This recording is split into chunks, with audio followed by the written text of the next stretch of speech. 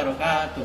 Salam Pramuka. Halo semua, perkenalkan nama saya Abdul Latif. Nama saya Fakiara Latisa. Kami akan menjelaskan sejarah pramuka di Indonesia. Sejarah pramuka di Indonesia dimulai dengan pasang surut dalam aktivitas organisasi, di mana pada saat itu Indonesia masih berada dalam masa penjajahan. Sehingga Indonesia dikenal dengan 3 masa pramuka, yaitu gerakan pramuka pada masa penjajahan Belanda, gerakan pramuka pada masa penjajahan Jepang, dan gerakan pramuka saat Indonesia telah merdeka. Yang pertama adalah sejarah pramuka Indonesia masa penjajahan Belanda. Gerakan kepramukaan ini dibawa oleh Belanda ke Indonesia pada masa kolonial. Didirikan oleh Belanda dengan nama NIPV. Dalam bahasa Indonesia dikenal dengan Persatuan Pandu-Pandu Hindia Belanda. Beberapa tokoh menganggap organisasi ini bisa membentuk karakter masyarakat yang saat itu masih dijajah, sehingga beberapa organisasi lain juga didirikan. Kemudian setelah Sumpah Pemuda, kesadaran masyarakat Indonesia semakin meningkat, hingga beberapa organisasi kepanduan bergabung. Pada tahun 1930, terbentuk Pandu Pemuda Sumatera atau PPS. Tahun 1931 terbentuk Persatuan Antar Pandu Indonesia. Kemudian tahun 1936 berubah nama menjadi Badan Pusat Persaudaraan Kepanduan Indonesia atau BPPKI. BPPKI melakukan kegiatan perkemahan kepanduan Indonesia OMON.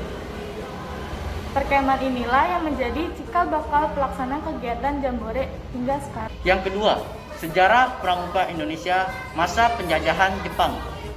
Pada masa penjajahan Jepang, gerakan pramuka terus bertahan. Namun ketika masa Perang Dunia Kedua, tentara Jepang melakukan penyerangan kepada Belanda, sehingga banyak tokoh kepanduan Indonesia yang ditarik masuk ke Bindon Peta dan sebagai Senendan, yang merupakan organisasi bentukan Jepang yang digunakan untuk mendukung tentara Jepang. Bahkan Jepang juga melarang berdirinya partai dan organisasi rakyat Indonesia. Tidak hanya itu, Jepang menganggap gerakan kepanduan merupakan organisasi berbahaya karena dapat meningkatkan semangat persatuan dan kesatuan rakyat Indonesia. Meski demikian, hal tersebut tidak menyurutkan semangat kepanduan Indonesia untuk menjalankan Perkino II dalam perjuangan kemerdekaan Indonesia mengusir tentara Jepang. Yang ketiga adalah sejarah pramuka Indonesia zaman kemerdekaan. Tidak lama setelah Indonesia merdeka, yaitu pada tanggal 28 Desember 1945, didirikan organisasi Pandu Rakyat Indonesia di Kota Solo. Organisasi ini ditetapkan sebagai wadah kepanduan di mana anggota kepanduan Indonesia bisa bernaung. Pada tahun 1961, terdapat sekitar 100 organisasi kepanduan di Indonesia yang terbagi menjadi 3 federasi organisasi, yaitu Persatuan Kepanduan Putri Indonesia, Ikatan Pandu Indonesia, dan Persatuan Putra Putri Indonesia. Kemudian, pada tanggal 14 Agustus 1961, gerakan pramuka dikenakan pada masyarakat Indonesia dengan resmi. Oleh sebab itu, Hari Pramuka diperingati setiap tanggal 14 Agustus dengan sejarah pramuka yang sudah dijelaskan tersebut.